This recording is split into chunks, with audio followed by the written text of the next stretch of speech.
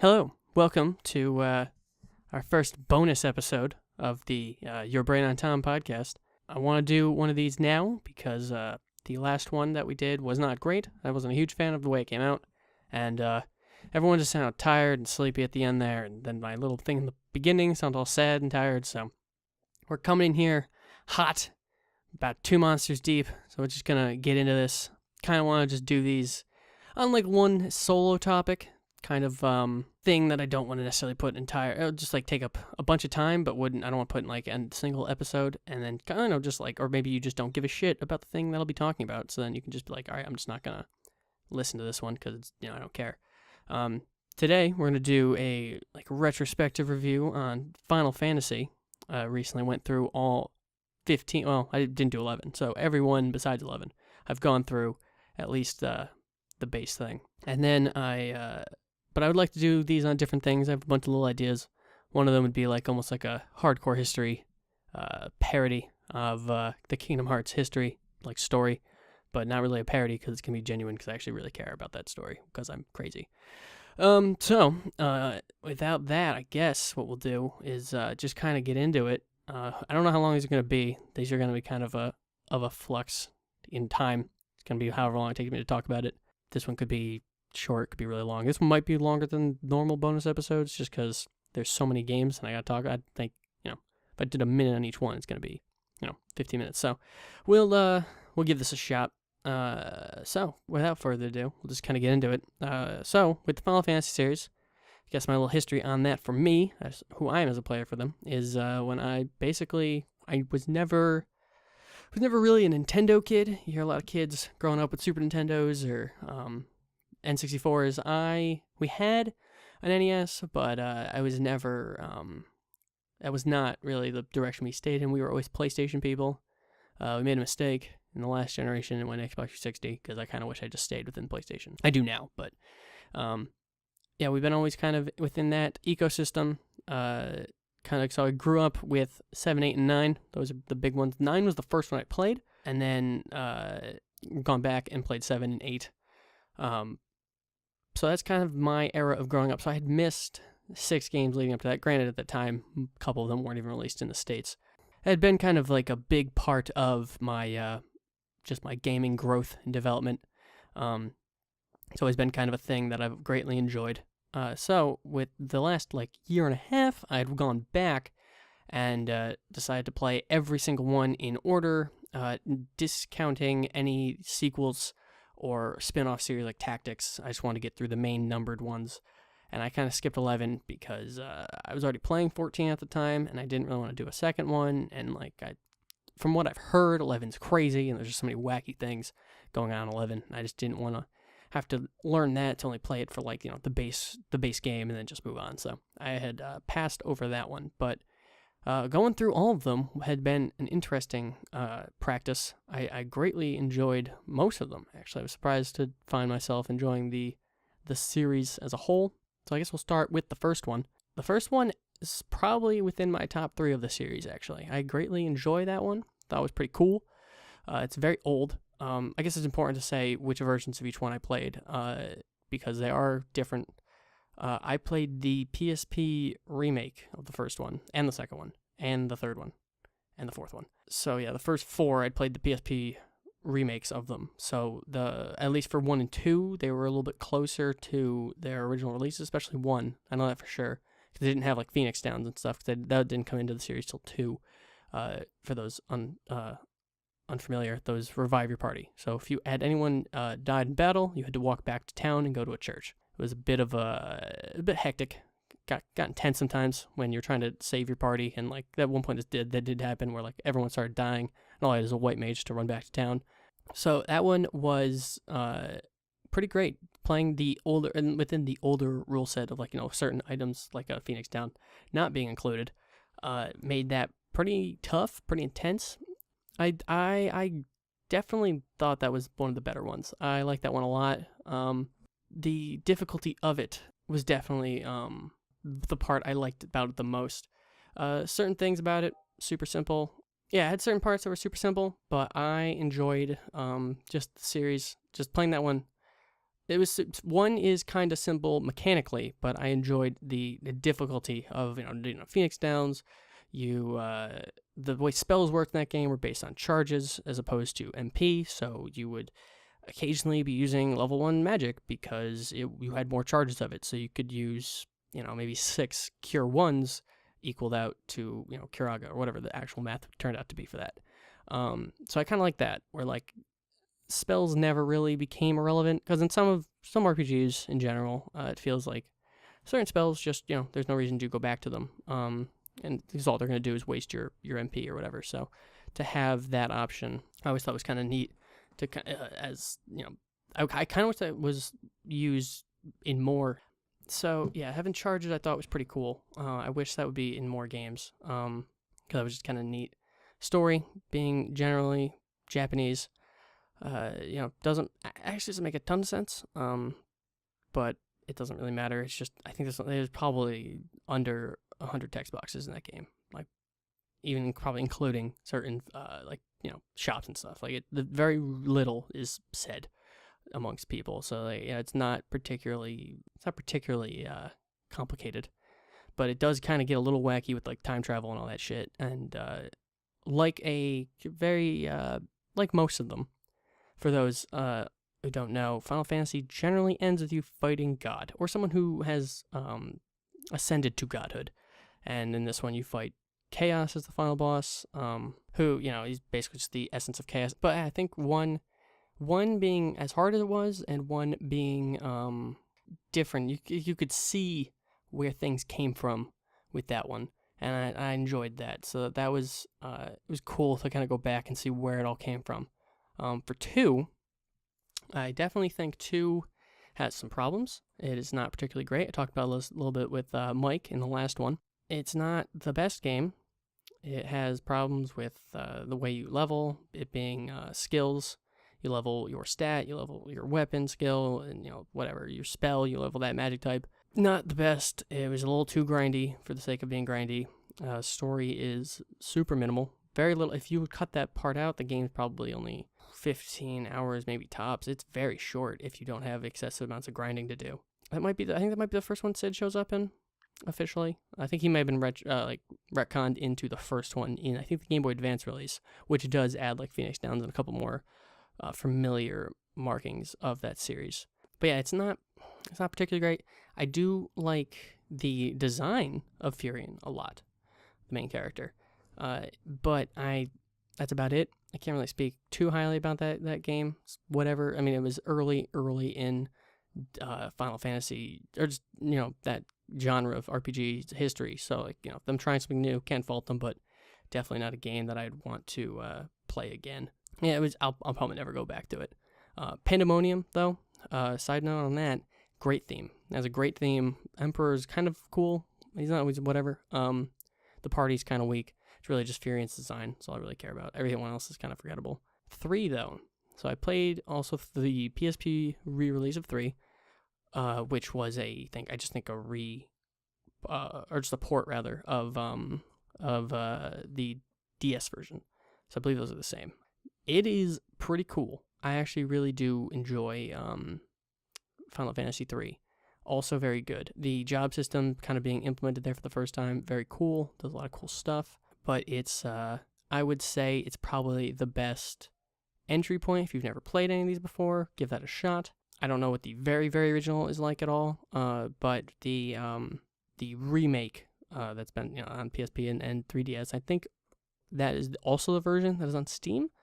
It's probably your best entry point just because it tells you kind of what the jobs are like. You are introduced to very similar and traditional story things, and whatever different events that happen. The last boss is pretty cool. The different jobs, like how they work together, are really cool. Switching to a job quickly for a battle, because I forget exactly how that one works, because I always mix this and 5-Up. But one of them, when you equip the job, you would have most of the abilities. So I remember, I think it was 3, because if I'm not mistaken, I switched to Scholar for one boss fight and then switched back and never used Scholar again. So it's kind of cool to just be like, all right, I need the utility that this job holds, so I'm going to switch to this job, deal with this boss or this fight like this, and then I'm going to go back to what I was doing. I definitely found it that I was just using just a similar pattern. Like it was just like, all right, you're the healer, so you're gonna be the white mage into the devout, and then you're the main damage. I think it went from like dragoon to something else, a ninja or something, and then whatever. So I had like roles for everyone. The one kid was just you're the tank, so it was just everyone had kind of a role, and they just kind of specialized in that, and then they would rotate into the offshoots depending on what I needed at that time. But it's definitely a cool system to finally see in place. It's actually surprising that system is so cool and in depth, and they very rarely use it throughout the series. The closest thing that kind of came to that was Bravely Default, which, side note, totally fine game, a little too repetitive. Never got through it just because you end up doing everything twice anyway. It was kind of boring. Cool amount of jobs though. The jobs that they brought in, very cool. Music in that one's fantastic. I really do like the different themes, especially of the Crystal Tower, which is the final dungeon. They always do a fantastic job with themes in Final Dungeons. Like I said, Pandemonium's fantastic. That one's super cool. All the Crystal Tower themes. I think there's 3 of them, and like the boss themes and stuff like that. So that game really holds up. If you're looking to try to get into the series, you're like, I don't know what this is about. I don't know how I'd want to do this. I would say that you would want to go into that one first, just to kind of get a general feel of everything before diving into something like these more. The more nuanced ones, even if you just to get small references to like, oh, okay, this person's supposed to be this job or whatever. Because a lot of times in the newer ones, I say newer, basically from the mid 90s and up, you don't get to mix and match your jobs. You mix and match the characters which come with the job, and then they're associated with certain jobs, or their weapon that they're using is now because now they're associated with that job for that reason. So in 4, go to 4 now, I had played 4 on an emulator a couple years back and then stopped right before the last boss, never went back to it. My problem with 4, it's not my favorite. I really was into it the first time I played it. It's probably the first like major story-driven one, and it does a lot of cool stuff with the story. The characters are pretty cool. It's kind of weird to think, but everyone's kind of a form of royalty by the end of that game. Your party basically runs the planet. Kind of weird, mostly because you pick up people from each major kingdom, and then by the time the big battle's over, everyone kind of goes to their thing. Like the only one who's not really royalty is Kain, the dragoon on the front. He kind of I never played the 2 sequels. I forget what they're called, the After Years or something. I think there's a second. There's a in between one between that one and the After Years, but I never really played those, so I'm not entirely sure. I don't even know what they're called. But I think that's Kain like wandering off and learning stuff about himself. But Cecil and Rosa get married and they're fucking king and queen of something. And Edge is the prince when you meet him, and he becomes a king. And Yang takes over, and even the 2 mages take over. The Radia takes over the summons. Like everyone's like they just run that shit. So it's kind of weird because usually, your thought when you think of a JRPG, it's like, oh, it's a bunch of kids fighting to take over, or they're fighting God, whatever. But in this one, it's a bunch of major political figures in the world, like Cecil, I'm not really sure how to pronounce it. I've heard it both ways. He's a leader of a military organization, and then he's like, oh, okay, and then he starts doing other things.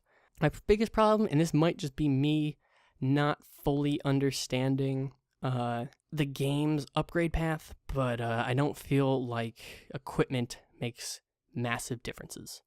So I kind of feel like you find a couple of pieces of equipment, and you're like, okay, cool, whatever, but I don't feel like I've gotten tremendously stronger. Leveling feels kind of slow.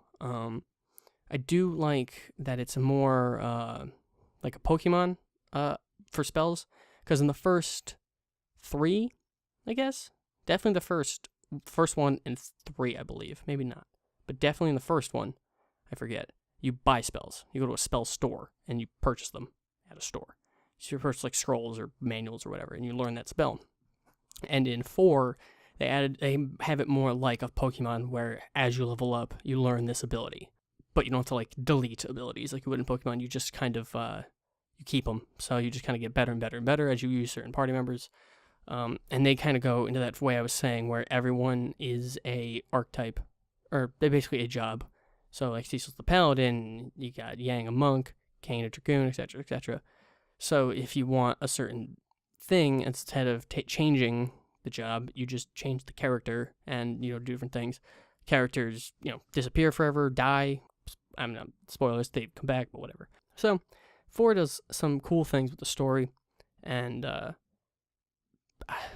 I guess my other big problem, spoilers for 4, is the way that game ends is not great. You kind of run into the big bad guy, and you're like, okay, we got him. And he goes, oh, actually, no, we're brothers, and I was brainwashed by the actual big bad, and he's on the moon. And then you go to the moon, and you kill this guy that you have no reason to really know exists or care to exist, and he's not really introduced any other way than, like, in a sentence.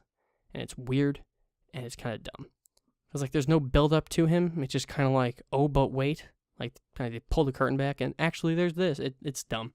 I don't like the way that played out. Like, I kind of wish Golbez, in some way or another, was the big bad guy, and you fought him at the end, but you don't, and it's stupid. End of spoilers for that. 5. First time I played 5 was doing this little project. 5's really cool. They try a little bit of the story stuff. It's okay. Characters have some depth, but not tremendous. And they did a lot of cool stuff with the jobs. They bring jobs back for this one. They have a very cool system for jobs. They do a really good job with, like, the when you level a job, you get abilities that you can carry over, basically skill sharing between certain jobs. So it's pretty cool. And by the time you get to if you level up the one you start with, your freelancer, you can equip any job skill onto that one. So you basically have, like, a create your own character, which is pretty cool. So if you want certain abilities here, certain abilities there, whatever, you just, can create this ultimate killing machine. So that was pretty cool. Because by the end, the last boss, everyone's just murdering everyone. And you have, like, very unique characters, but they're all super strong. And there's actually, the version of that I played was the Game Boy Advance version. 5 and 6, I played the Game Boy Advance versions. 5 has a really cool dungeon in the library, early on, which is really fucking cool. It's just really well done. There's a lot of cool little mechanics and stuff like that. There is a mildly broken system in the end area. You can grind what they call movers. They're little, like, orange balls, and the Game Boy Advance one's broken, and you can, like, hard reset, and then the next battle will always be a mover, and then you can just kind of grind every job. So I kind of just did that to see what every job would do eventually. But it's pretty cool. They do add 3 jobs in the Game Boy Advance version. I believe it was a gladiator, pirate or something, bombardier, and a necromancer, but you couldn't get necromancer until you beat the game and did, like, a new game plus. And that game's kind of neat. Does a couple of cool things. Nothing crazy, but the job system is very well done, very well fleshed out, done really well. Nothing more than that. That's if you're looking for, like, if you like 3, and you're like, all right, this job system's really cool, I want to stay within the series, I would say go to 5. Like, that one just does another, it just, the next iteration of that, and it does it in a really cool way. For 6, though, so I had heard a lot about 6, and a lot of people, it's their favorite, and having played it, I totally see that. It's very well done, surprisingly so. I mentioned that briefly in the first episode, talking about Chrono Trigger, how I'd kind of gone through it, but that game is fantastic. Had that game been the newest one that wasn't doing this project or whatever, I would have done 100% of that game. Like, it was really cool, a lot of cool side quests you could do, a lot of cool stuff. Did a very unique way of Blue Magic, where you had very different characters doing very similar, it was all kind of a Blue Magic, but they all had different aspects of Blue Magic. You had, like, Gar, who learned spells by hanging out with monsters. You left him and hanging out with monsters. I forget what the actual old man's name was, but he was a traditional Blue Mage. You had his granddaughter, who was a painter, and she would steal spells on the fly and stuff like that. So that was really cool. Just how they played with Blue Magic in a very unique way. Games has a huge cast. The cast is at least, I don't even know, like 12 people, 13 people, something like that. It's big. It's a big cast, because at one point you have to break your party into 3, like smaller parties. And it's just like you can level any of the characters and you'll be fine. Like, that's a good, like, none of them are really that bad, and they all do different things. It's very much like I was saying earlier, with you pick and choose which character you want instead of, like, picking the job you want for the character. They added some cool new ones, like Rune Knight. I don't know, that one I never actually played around with too much. I couldn't really fully understand its mechanics, but they had certain characters like Sabin, who was a fighting game character. You had to do inputs if you wanted to have your move work. which is freaking awesome. Cyan or whatever, the samurai, he had Bushido, and you basically, the longer you held the move, the next attack it would do, the stronger the attack, or like some of them were more AoE focused. You'd want to do, draw your blade on that one. Everyone was so unique that if you liked certain aspects of certain people more, you could go with that one. Like I used Setzer as well, who, as a gambler, he had a lot of things that cast death. I had the Genji gloves, so I had 2 death darts, which had, I want to say it was a 25% chance. Each strike of the attack had that 25% chance added to it. So it was just like a cool way to play with that. The mechanic of the Genji gloves, which is an accessory that lets you, dual wield, and having like this cool weapon with a cool effect. My favorite thing of that game, and I never see it anywhere else, and if there is another one, please let me know, because I thought this was so cool. The ability of having 2 accessories. Now, most games that let you do, piece armor, and some of the older ones, they have, head, gloves, chest, boots, or something. But a lot of them, it's just like a piece of armor, a weapon, an accessory. That's seemingly the same thing. And certain ones, they change it in different ways, but it's more or less, piece of equipment, or piece of armor, weapon, accessory. That's like generally what it is in a lot of them, whatever. 15 changed it where it was just all accessories and weapon, whatever. But I thought the 2 accessory thing was so cool because you could mix and match and change things that you want, how you wanted it. If you wanted, more coverage of status effects before you got a ribbon, you could put an alarm earring on and fucking, I can't remember what the other ones are, but that one that stuck out to me. You do stuff like that, or you can just, I need to cover, this one status for this boss, but I also don't want to lose my dual wield because that's where most of my damage comes from. So you can do that. I love that. I thought it was so cool. And then there was reason to go and search out accessories. All the accessories did a cool thing. Like they had status prevention, something cool like a Genji glove, like I keep mentioning, where you could dual wield. They all had these unique aspects to them, and you had different ways you can mix and match them. That game also did a lot more with summons than in the past.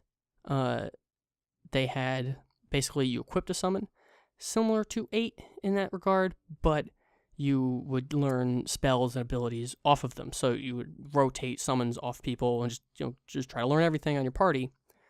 They also had, it was pretty minor, and I kind of wish they would, if they remade this game, I wish they would do this better.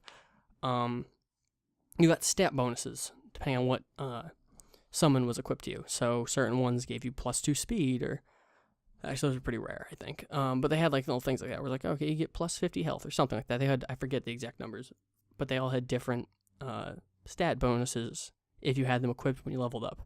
I kind of wish that went a little deeper and they had maybe bigger, more noticeable boosts or just different ways to do it. But I thought that was a cool idea. You can kind of, I just moved it around to everyone so they get all different abilities and spells and stuff. But and some of them had preventions and stuff. I think you could raise resistances and stuff like that too, if I'm not mistaken. But it was kind of cool. If you wanted just a mage, they could just have all the magic ones over and over again and stuff like that. This game also introduced limit breaks, but I never actually got one to trigger. I think they called them, I want to say they called them desperation mode or something. Desperation attacks. That's what it was. I never got them, so I'm not really sure what they look like or how you even did some of them, but I know they were added in this one.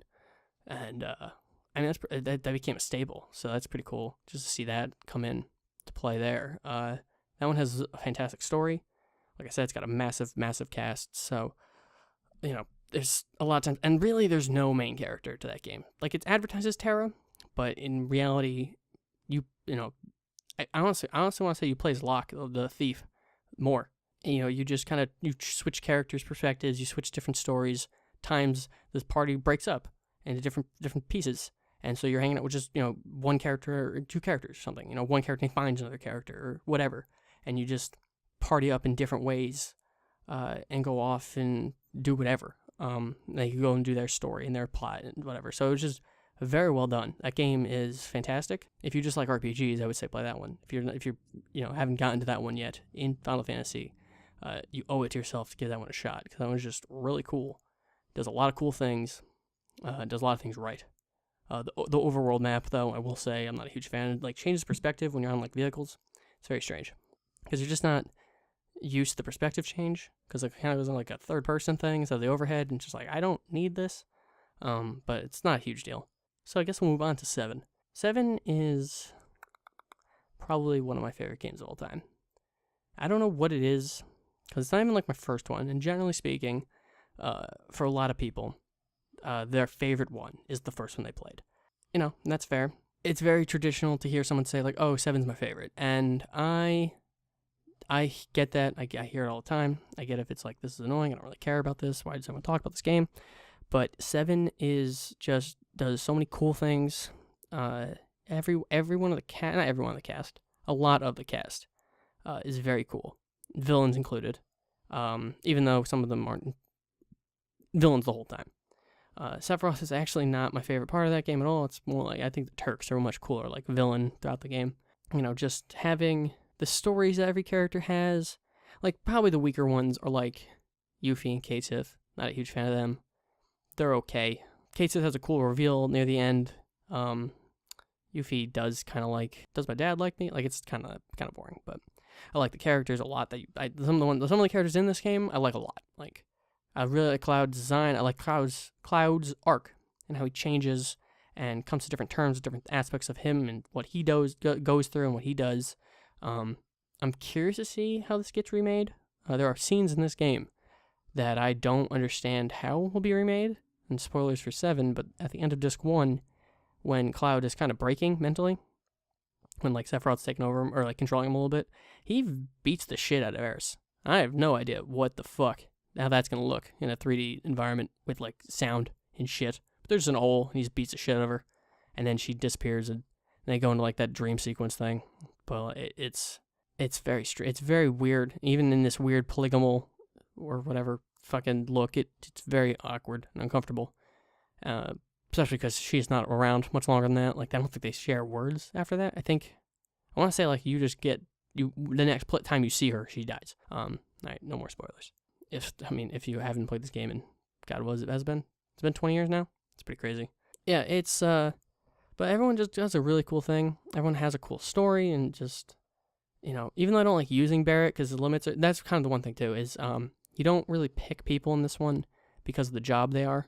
Everyone has, like, more or less a job that they're implied to be, or because of the weapon they use, you kind of go, okay, they're that job. It's not, that doesn't matter because of materia. You basically just can use any character anytime, rotate materia, and you're good to go. Like, you can just switch and swap any character in and out. And occasionally that happens where, like, a character goes missing, or they need to be in this one spot, so there can't be a combatant. So you can literally just copy and paste their materia, and it's like you never lost that character. As long as you're keeping their weapons and armor upgraded, you'll never really swap or need to swap. You'll just you won't like have to like figure out how to swap it because you'll have all the pieces. And you know, as long as you keep the idea of you steal for every boss, you generally can keep up with just about all the equipment. But even like someone like a Vincent has and Yuffie to some extent has she's a fun side quest. You kind of go up that tower, and Vincent has a cool little one where you can learn about, you know, him and his wife or girlfriend. I'm not actually sure if they were married, I forget. I don't like the extended universe of this game at all. Like, I hate the movie. Advent Children is terrible, and it really fucks with Cloud's character, fucks with everyone's character. I hate all the new designs. It's just not a great game or movie. It does simple things wrong. Like, at one point, the villain of the movie has a bunch of materia, and he injects himself with a blue one, which, if you played the game, is support materia. It's not going to give him a spell. He doesn't have other materia equipped. This is the first time he's equipping it. This is a big deal that he's equipping it.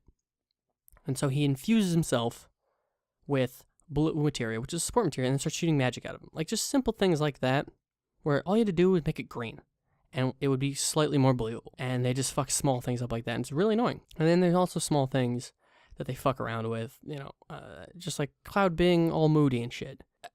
And you could say, like, oh, it's because he's sad about Aeris dying or whatever, but that doesn't fucking matter, because even at in the very last scene of the game, when you're walking down into the final dungeon, his comment is, let's mosey. That's Cloud. That's Cloud. He's a fucking goofball. He does a lot of goofy shit. He's not this weird emo character that they keep trying to make him. So, and he's not like brooding and deep. He's very goofy. So I just don't like the way they change that stuff. I don't like any of the Zack stuff. I did not enjoy Crisis Core at all. Couldn't get through it. It's just not that fun. I don't think Zack's cool at all. I don't know why they fleshed him out as much. Like, I thought what he did for the story was enough. I don't care after that. Yeah, I'm not interested in what his story was. I don't care that much. Like, I generally understood what happened. If you go back to the mansion and see that scene, which is also kind of weird that like this big like plot like relevant event is like optional. Like, you can miss it if you don't go back to this place. This I forget what time. I want to say it's within disc 2 somewhere, because disc 3 is pretty much just the final boss. The final dungeon opens up, which is kind of common between all the disc-based ones. The last disc is like the big battle. Like, you're going through the last dungeon, except for like 9. You start entering the last dungeon on disc 3, and then like you just do the rest of that dungeon on disc 4. But that's because there's like crazy cutscenes and all this other shit going on in that one. But we'll get to that in a moment. Yeah, so I'm not really like a huge fan of the whole extended universe thing, and I wish they would stop doing it. If you play Cloud in Smash 4 and you don't use traditional Cloud, well, you're dead to me. Generally, though, I think the game is amazing. It's really cool. I like Tifa a lot. I like Barrett's story. I even like Sid. You know, Red's cool. Cloud's pretty cool. Aeris is really cool. Everyone just has a really cool story, and they just flesh them out really well. There's a reason it was such a big deal and so influential when it came out. I just think it's a really solid game. If I had to complain about a few things, it would be you just kind of rotate summons, and certain summons become irrelevant. Like, as you find the new one, there's no reason to use the oldest one you have. So you just kind of rotate three summons over and over again, and there's very little reason to dedicate to any character, because you can literally just copy and paste that setup to the next guy. But I really do love that game. I probably will play it again eventually, and just go for like the platinum on the PlayStation 4 or something, because I'm real close. I'm real close. I just don't have the Barrett date one, which is, if you don't know, there's a date scene somewhere in disc 2, I think. There's a late disc 1. I don't know, doesn't matter. And you can date any of the girls or Barrett. You can go on like a bro date.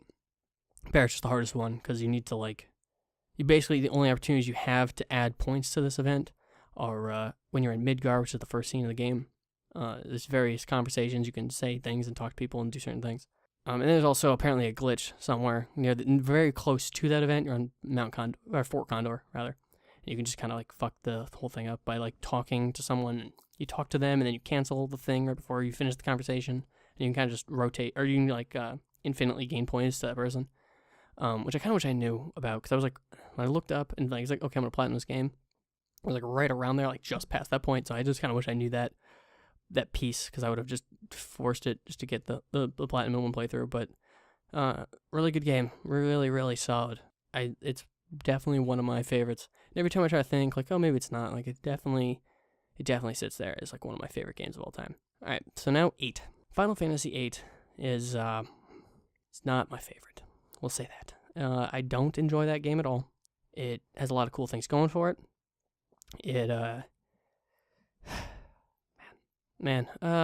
I was saying with Mike in my Mike episode, it's got great music. It's some of the best music in the series, hands down. Can't argue that. Man with a Machine Gun is a great song.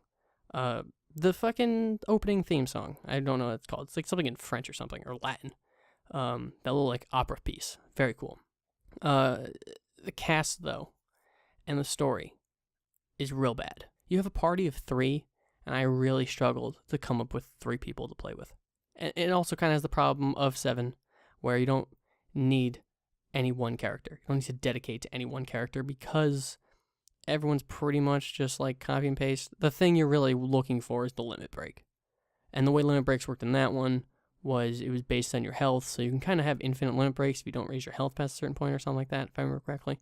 So there were ways to like game the system for certain fights, but the big part of that game was the draw system and the way that played into everything else. Everything, basically that whole system could just be summed up as the draw system, because everything in that game plays into itself. And that's a really cool and really tight-knit thing, but having played so many other RPGs before I played 8, it was very jarring and kind of confusing. And I had to actually read up on how it worked, because the tutorials aren't exactly clear. And also just the small things like the menus are gray. pretty bland and boring. So the system, though, and the reason it's kind of cool is so you draw magic. To equip magic, you have no armor in this game. You equip magic. I don't think you have accessories either. Actually, now I think about it, you don't have accessories.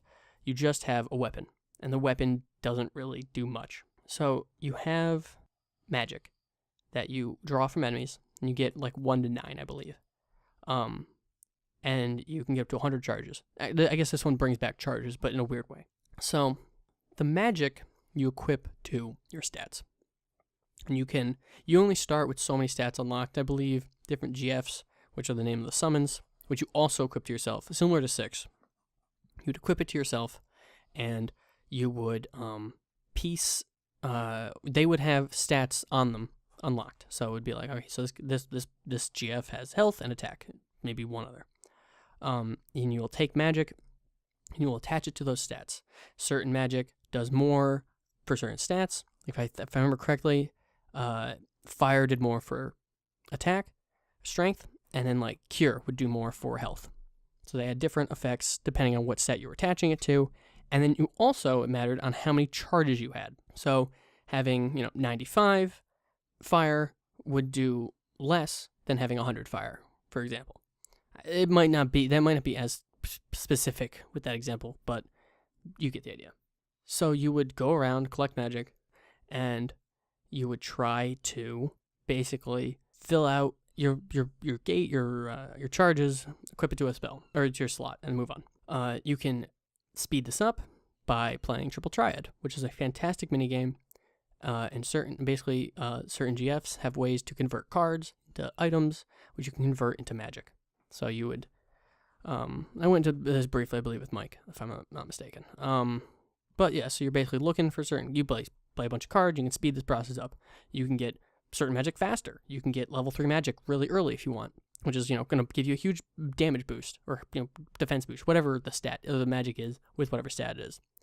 And, you can use that to go find more stronger enemies, and you basically are just, cycling this out. You're playing Triple Triad to get magic, to attach your stats, to get, to go out and get stronger, and you just keep rotating through this over and over again. And occasionally, even with magic, you're going to want to sit down and draw a bunch of spells or whatever. Because a couple of the bosses have certain spells way earlier, so, you sit there and you draw magic. It's so boring to do this over and over again. Triple Triad is fun. Certain rules suck. Like I said, I think I also was Mike. The random rules really annoying, really frustrating. I don't like it.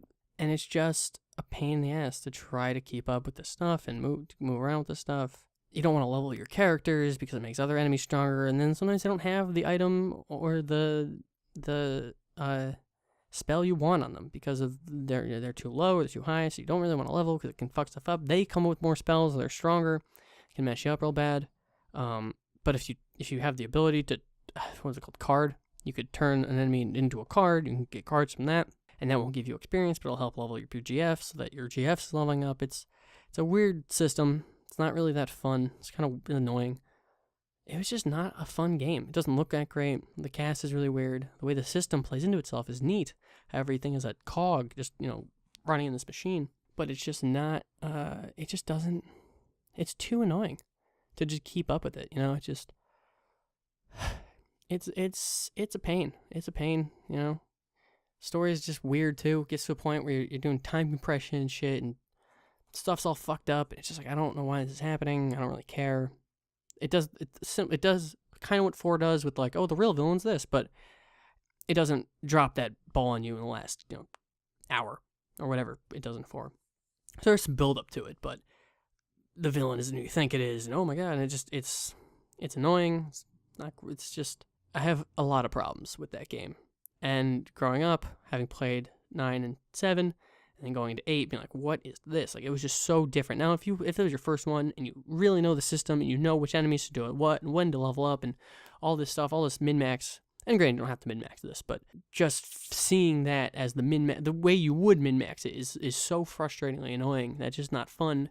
And it's not like I would want to try it again and not do this, but I just don't like the cast and the story enough. So it's got a bunch of issues just stacking up. It's just such a pain to just have to deal with just all this different stuff.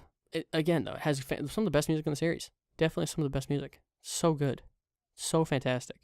But some of the reveals and stuff are dumb. It's just, story's dumb, character's not that interesting. Like Zell's is so obnoxious. Selphie's so annoying. So it's just a pain in the butt to just deal with all of it together. Then you pile on a very complicated, very unique system that I just was not willing to give it a shot. Moving on to 9, I guess. Things that I kind of like. 9 is really cool. It was like them going back to a fantasy setting, because 6, 7, and 8 were more of a sci-fi setting, so they brought it back to more a very traditional fantasy setting. And 9 references the old games a lot. It has a lot of different small nuanced things that are like, oh hey, remember this? And it's just, it's fun. The cast is really cool. I do like most of the cast. I don't think there's anyone I particularly dislike. Quina, I guess. Kina, I think is how you pronounce it. I don't know. Quina, the blue mage of that game. I don't like him, her thing. That thing. It's annoying. It's a dumb character. I don't like the dialogue. The way they wrote it is weird. It's kind of a pain in the butt just to use. The way you get blue magic is you eat the monster, and I don't ever like it when you have to get something low, but you can't. Like in Pokemon, you get it low, but you can see the health bar. So this is feeling it out. I think this guy's low enough to eat. So that's always a pain in the butt. And sometimes the threshold, you're a couple points, but whatever. And then its weapon is a fork, and forks do random damage. So it can do 500. It can do 5. It's stupid. I hate that character. It's very annoying to use. Very similar to Cage Sith. It's just this weird monster thing that you have in your party, and I don't like using it. But I like everyone else. Garnet's awesome. Steiner becomes really cool. Actually, I really like Steiner, probably some of the most in that game because of his arc. He spends most of that game thinking you're just a dirty thief and he hates you. Zidane, this is the main character, who's a thief. Kidnaps the princess, whatever, however he wants to see this. And, by the end of the game, he thinks, you know what? Fuck it. I'm going to work with you. You clearly have the best interest of the princess in mind. You want to work this out. You want to save the world. I'll help you out. And he becomes an absurd party member. He gets so fucking strong. It's unreal. His weapons that he gets, his weapon and armor, are crazy strong.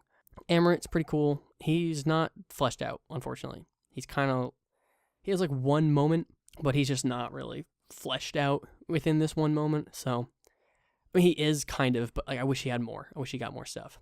Aiko is okay. She actually has a lot of cool stuff, but I don't like her summons as much as I like Garnet's.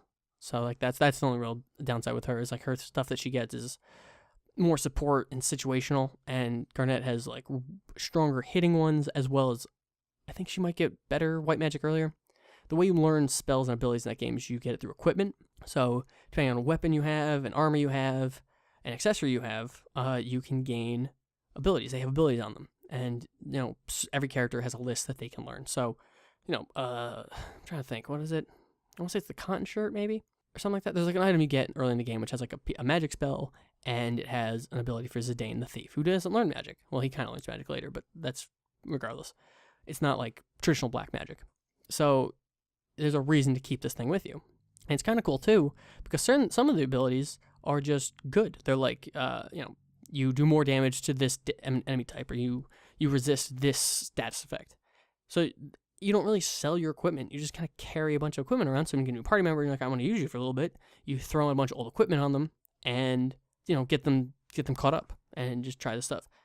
Now, the downside of all that is it's very grindy because of that. So if you want to, I think in my playthrough, I only got Zidane every ability. And it's just kind of because he's in the party the most. That was just to get everyone everything, just to see what that was like, and get to 99, which I generally try. I mentioned this with Mike briefly, but a little more into that. I generally try to get to 99 if I can, or just level cap. Kingdom Hearts 1 is 100, and I think there might be some games 50. I try to get about level cap in most games, just to give it a shot. But it's so slow in that game. Now, granted, it's really slow in 7, but there are ways to glitch it and make it go faster with the W item glitch and stuff, which is duplicate items. You go to the guy, you throw him elixirs, you get a bunch of XP, whatever. There wasn't really a great option like that in 9. You really only had the Grand Dragon trick, which is there's a place where a bunch of Grand Dragons spawn, which is this upper level dragon, and use Quina, the blue mage, and she has, what was it called? I want to say it's Limit Glove, I believe is the name of the ability, and it will kill things, or bring it to 1, I think. And you bring it to 1, if someone attack it, it dies, you win. And you can just kill them really fast, but the loading times are really kind of slow, and it's just it's generally just kind of a pain. So that game kind of gets grindy and slow near the end of it. but the characters have such good arcs and they do such cool things that like it's not that bad. So if you just play the game and don't worry about like trying to see what like what a strongest party's gonna look like or whatever, it's fine. The game's just kind of cool. They do a lot of cool things. Like one of the dungeons, the weaker the item, the better it is. So you're encouraged to have, or when you're running around the dungeon, you can find all the first weapons in chests and stuff, because it's like, hey, you should be using the old stuff, because the higher the stats, the worse it is. It's like a reverse dungeon. It's pretty cool. So they do cool stuff like that. Which is actually something I actually forgot to bring up in the earlier games. In the earlier Final Fantasy games, like 1, definitely in 3, this happens a couple times. They have these things where you have to use like spells or weird outside things. Actually, 4 does this too. The dungeon has an effect. Like in 4, there's the magnet dungeon, and you can't have like metal equipment. In 3, you have to use mini on your party so that you can get into this like a tiny dungeon. Like you like walk through like tall grass and stuff, or like grass, but it's all tall to you and stuff. So you have to do like spells on your character. You have to cast float on your party in 4 so you can get over a couple of dungeons. So like that I always really liked, and they just have never really brought this back. And I really hope they do eventually, because it's just a really cool thing. Or it's just like you have to cast these certain spells on you to do certain things to clear the dungeon successfully, and whatever. And I kind of wish they would bring that back in the new one. But like this is a cool twist on that, where you have equipment that's worse is better and stuff like that. But there's ways to get around it too without actually switching equipment if you don't want to. Certain abilities that do fix damage or whatever. But yeah, that game, pretty cool. It just does a lot of cool things. Too grindy to get everything, but if you don't want to do that, totally fine game. And that one I played on the PS1. I don't really know if there's other. I think it might be a Steam release now, but I played that one on the PS1. Now 10.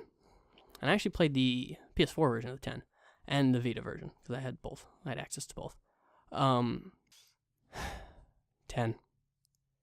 Not a fan. Not a fan. The cast is awful. Aaron is pretty much the only redeeming factor of that cast. It's too annoying. I don't like any of them. Titus is a pain in the ass. Yuna is dumb. I hate everyone. Wakka's dumb. They're just not interesting. Story doesn't do anything cool. It's fucking stupid. I hate the way weapons work. I hate it so fucking much. Like, weapons don't have damage stats. They're like accessories, basically. They have, like, you can have, like, death attached to it, or whatever. It's so boring. Making weapons is so boring. Doing it is so dumb. Game is so, oh my god. The only really cool thing about that game is, one, some of the in-game battle things are really cool. They'll do a lot of, like, environmental things you can attack. So you can attack a crane, or you can attack a latch on a gate, whatever. That is really cool, and I wish that they would include, more turn-based RPGs would include stuff like being able to hit environmental things to cause effects to happen in the battle. I thought it was really cool. And the other thing I really like is Blitzball. Blitzball is amazing. It's really fun.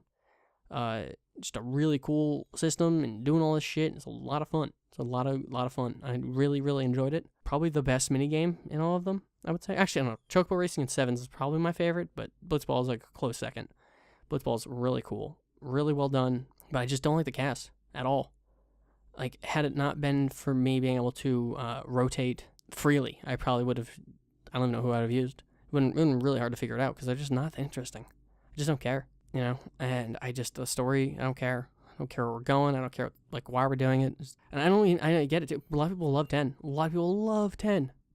And it's just so, no. I just don't care. Like, I used to fucking hate it when I was younger. Yeah, I used to absolutely despise that stupid game. But now that I'm older, I just don't care. I just, like, it's so meh. A couple things are cool. There's a really cool opening scene. But whatever, it's not a huge deal. I think I said that in Mike's episode 2. I have no idea how much of this is going to be repeated in other things I've said. I talk about this series a lot, too, just in myself. So if I've repeated any of this, my apologies, but who knows. I just want to talk about this. But yeah, 10 is just not for me, man. Just not for me. I don't really get it. I know people love it, but it's just not. I don't even know why there's a sequel. And apparently there's rumors that there might be a third. And oh my god, why? Can we stop this? Can't we just stop this? So I skipped 11. I hear it's just crazy. Just crazy game for crazy people. Back when I was like in high school, people like it was like the game people were playing. Not really the game people ever playing WoW, but like you heard stories about people playing 11. Like people are dying and passing out while they play 11. They're vomiting while they do a boss, whatever. So, but I never play 11. I might go into it just to see what it's like. Maybe just play the base vanilla version of the game or something. But it has a lot of expansions if I'm not mistaken. But yeah, never really got into that one. I do enjoy 14, but we'll get to that in a second. 12. I think 12 is fucking rad. I'm fucking so stoked that they're actually going to do a re-release of 12. That game definitely needs it because it's a great fucking game. I've heard people complain like, oh, it's just Star Wars. I'm not going to play fucking Star Wars. Fuck you. It's fine. It's really cool. They do a lot of cool stuff. The world's really cool. 12 is awesome. It's going to be really sick just to play that game again. It does a really cool story. Characters are really cool. It does a lot of cool things. The only major complaint I have, and it's kind of ridiculous that this is a thing, but chests are random. So you walk up to a treasure chest, you open it up, and you can move on. Sure, it might have been a really good item, but you would never really know that unless you looked it up. And it's so weird that that's a thing. Like certain things where you can do puzzles, or you can solve like an optional fight, and the reward might not be what you were going for, which is fucking weird. It's so odd. It's just an odd choice, and I don't know why they did it, because otherwise the game would be like fantastic, but it's just so dumb and boring. And you're like, all right, well, I want this thing.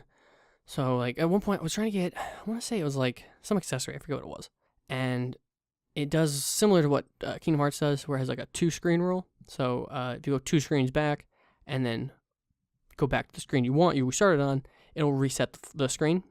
So if you want to force a chest drop, or in Kingdom Hearts case, you want to like try to get the white truffles, you just do this over and over again, and you reset the room, and you can get maybe that thing spawns or whatever. I was trying to get some stupid accessory, and it was faster to turn the system off, the PS2, just turn it off, restart it, and it was just dumb.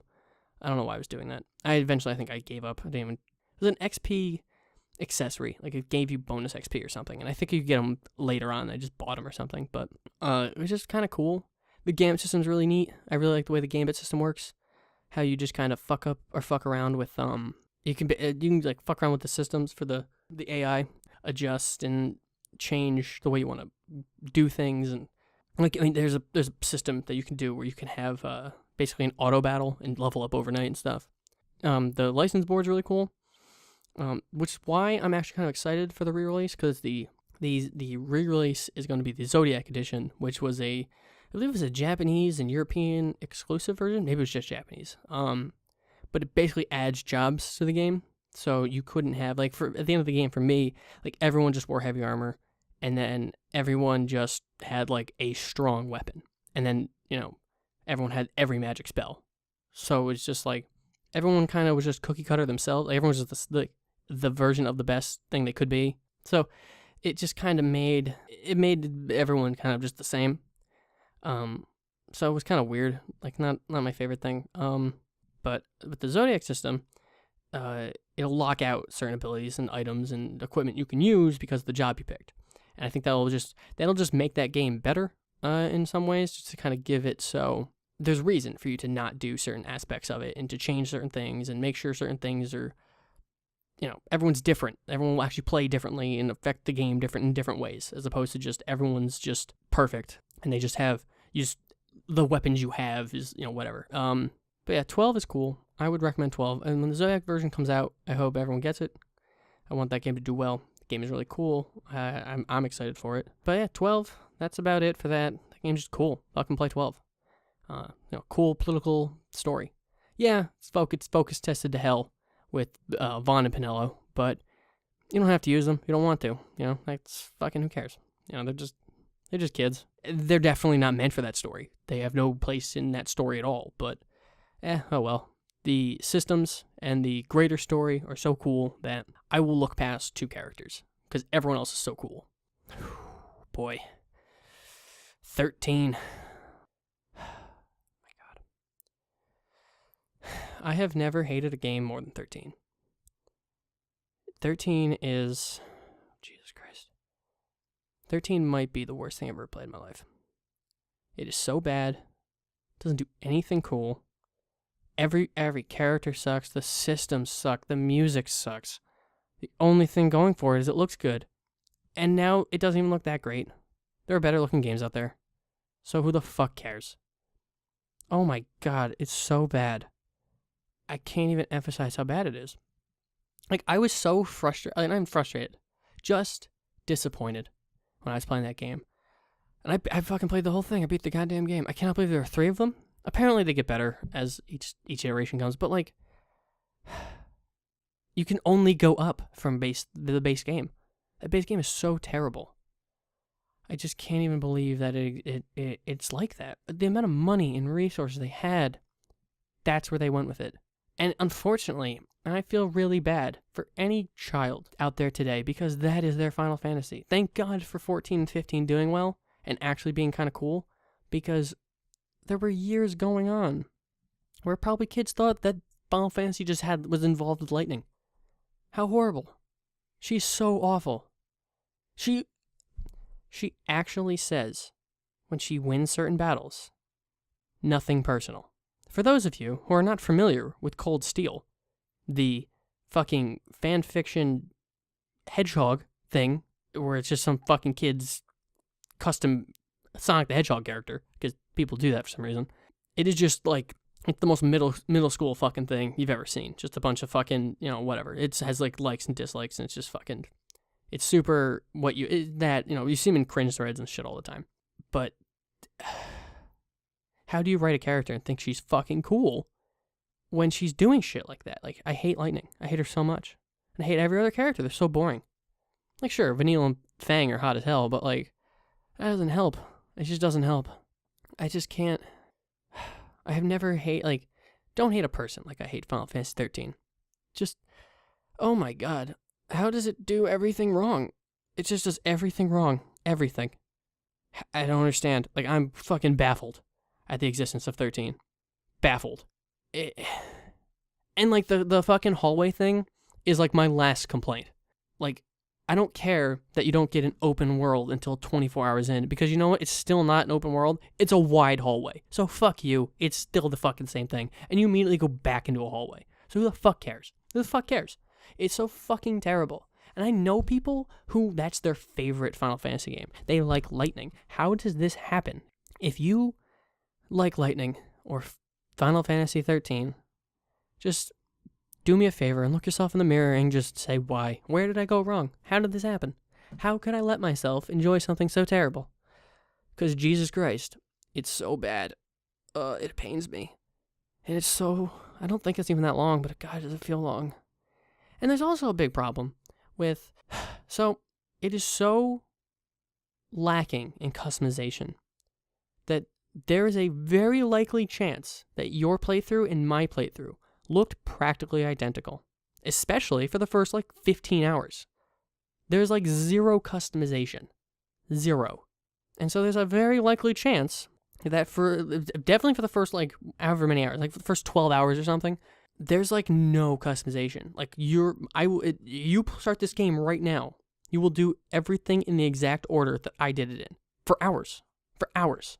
It's crazy. And once you get the very limited customization, it's who the fuck cares? It doesn't matter. Oh my god. The paradigm shifting thing wasn't even that cool. It was just so boring. Oh my god, it's so terrible. Never play 13. If you're going to go through this series, just take my word for it and skip the goddamn game. It's so bad. It's not worth your time. Just tell people you played it.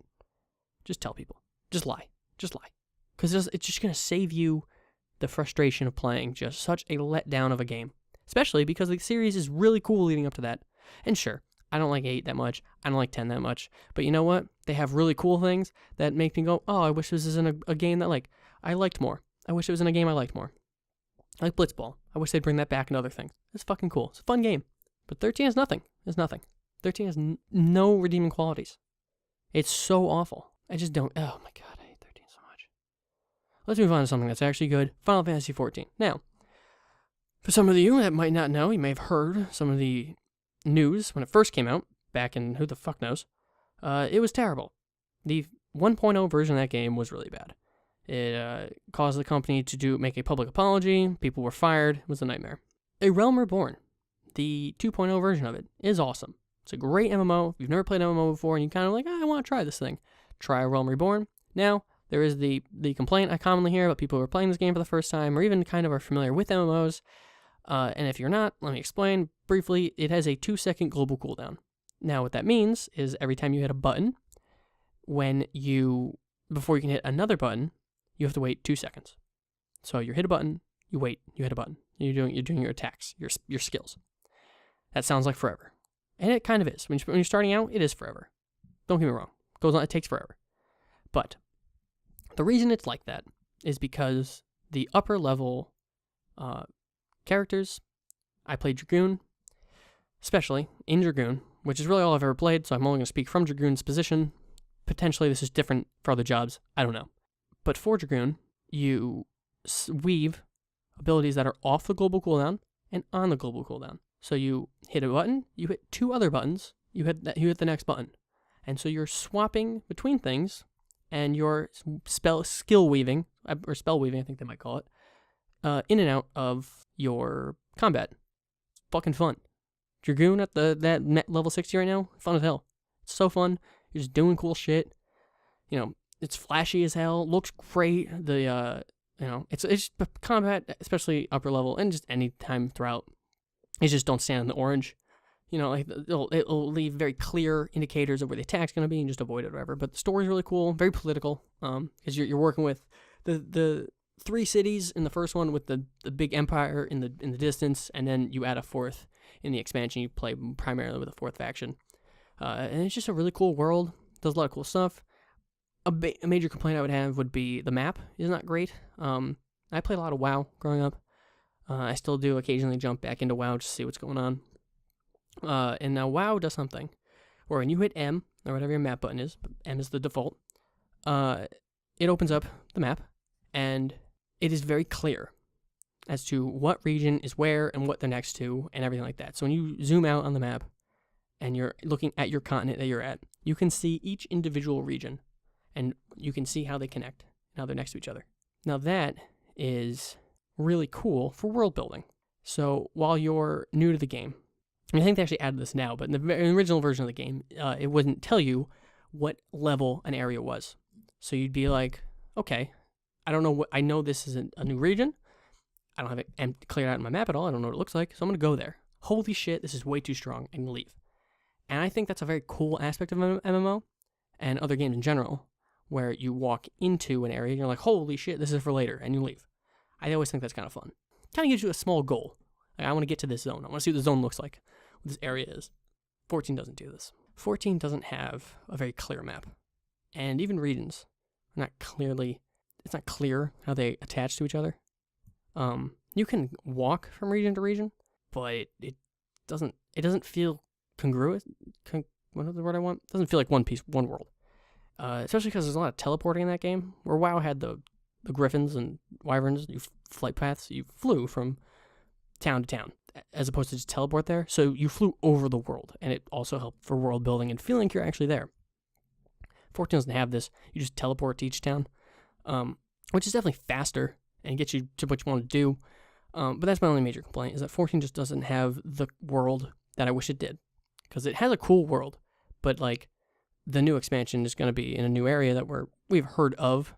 And one of the dungeons that was leading up to this was a place that was like next to a zone that I had been to a million times. I'd never noticed it was there because it's just not clear that there's this other area. There's the way you get to this next area is through this spot. And it was just, I was like, has this always been here? Like it probably has been. It's just not clear. It's not very obvious as to how you get from place to place and whatever. It's just, it's better gameplay than WoW, I would think, once you get to the upper levels and stuff. And once you see how abilities work together and how things are supposed to play out, you're like, oh, okay, this is pretty cool. And a lot of the boss fights are really cool, and they do a cool thing called Trials, which is just a boss fight with 8 people. That's another cute thing about 14 is that parties are of 4, whereas in WoW they're 5, because parties in Final Fantasy are generally 4 people, and that's adorable. But yeah, I think that's definitely one of the better, it's definitely a great entry-level MMO, and I would say it's probably one of the best out there right now. I can't really speak a ton for WoW because I dropped out of Legion. I don't know if they've changed anything, but I had a couple issues with Legion, but we're talking about Final Fantasy, so we'll move on from there. Now we're on to 15. Now 15, going to say I love it a lot. I'm a big fan. I have like 120 hours in that game. I've done everything. I haven't done everything now, but I had done everything until I stopped playing to play Persona 5, actually play Chrono Trigger, which was like a month ago. So everything as of February, I have done it all. So I haven't played Episode Gladio or that new addition to Chapter 13. I like that game a lot. It's really cool, real easy.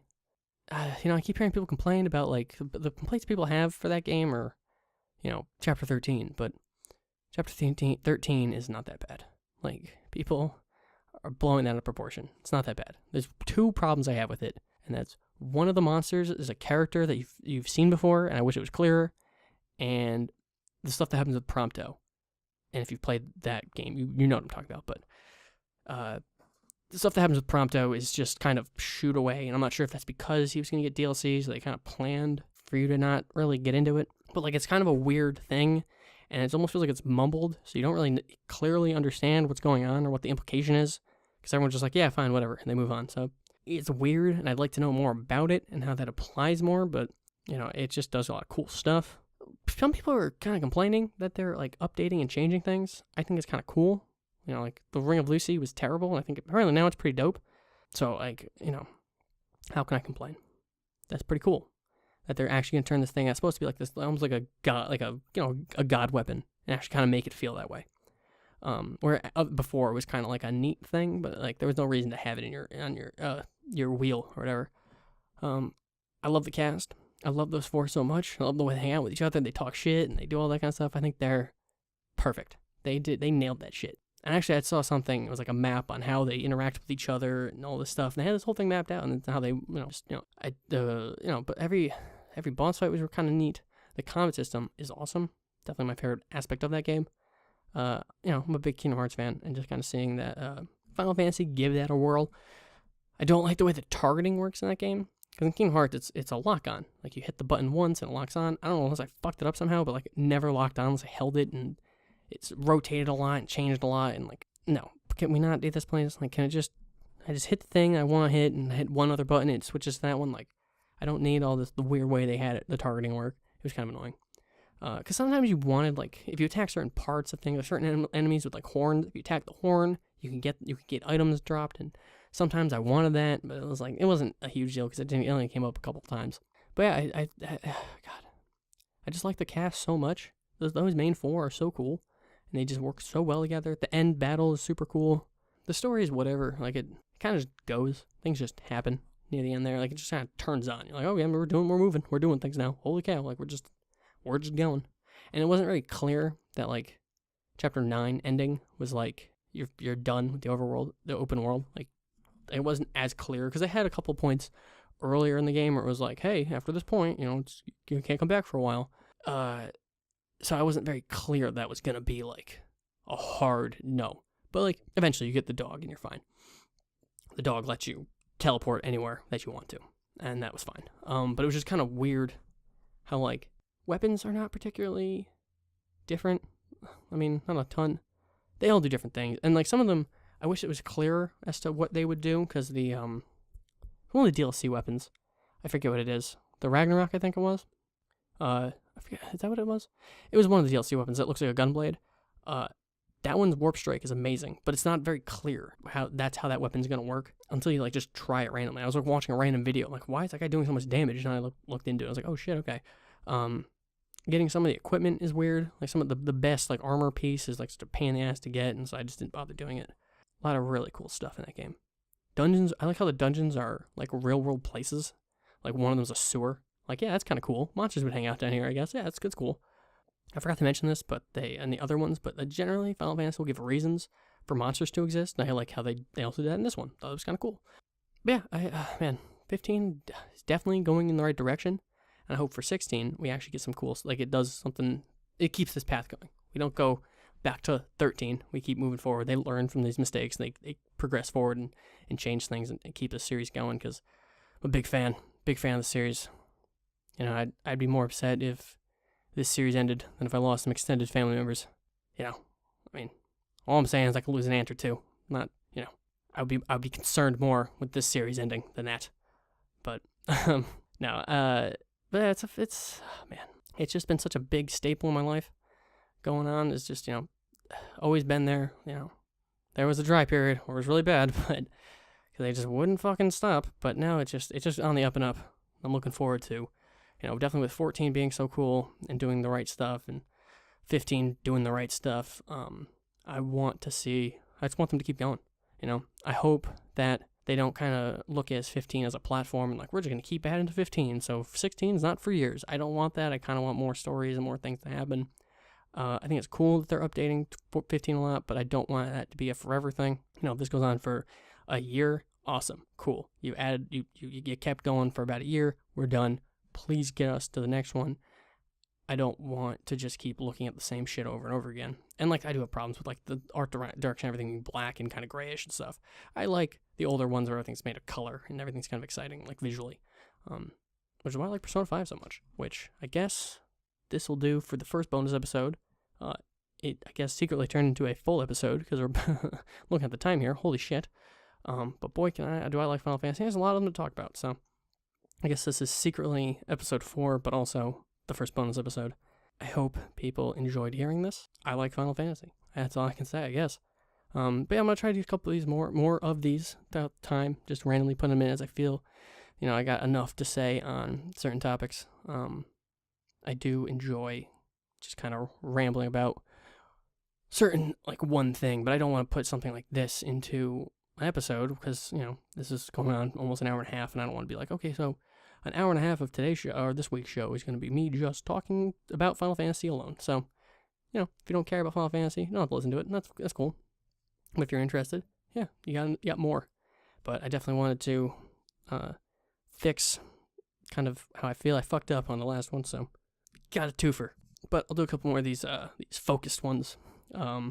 Definitely in the future. I got a small list going, so I'll pick and choose. A couple of these might be more less freestyle riffing like this one is, but more like a written thing, which is I might do. Actually, that'd be kind of cool. So I might fuck with that. So with that, this is the end of bonus episode 1. Also secretly episode 4, I guess. All right. Love and kisses.